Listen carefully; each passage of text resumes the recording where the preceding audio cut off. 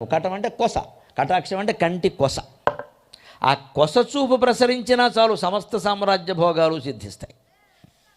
కటాక్షం అంటే అర్థం అది. భగవంతుడు చూపు లవలేశం మన మీద పడినా చాలు. అది మళ్ళీ విగ్రహం చూపు కాదు. దయచేసి మాయలో పడకండి. మనస్సులో పడాలి, మనస్సులో ఆలోచనలు మారాలి, సంస్కారం రావాలి.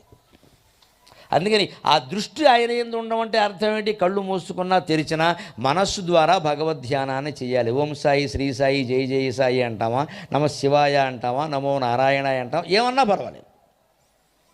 ఇప్పుడు అలా అంటే పరిస్థితులు ఎలా ఉంటాయి? ఆ స్థితిలో ఆయన ఎలా కాపాడుతాడో 9వ సూత్రం చెబుతాడు. మీ భారములు నాపై పడవేయుడు, నేను మోసేద్దును అన్నాడు. ఇంతకంటే గొప్ప ధైర్యం ఏం కావాలండి మనకి? మనం పడేద్దాం, హాయిగా పడేద్దాం. పెళ్ళిళ్ళ గురించి, ఉద్యోగాల గురించి, రకరకాల సమస్యల గురించి, అనారోగ్యాల గురించి మనస్సులో అనిపిస్తూ ఉంటాయి కదా. దేవుడా నీదే భారం, నీవే తప్పని తప్పరం బెరుగు మన్నింపన్గదే దీనునిన్ రావే ఈశ్వర కావవే వరద సంరక్షించు భద్రాత్మక.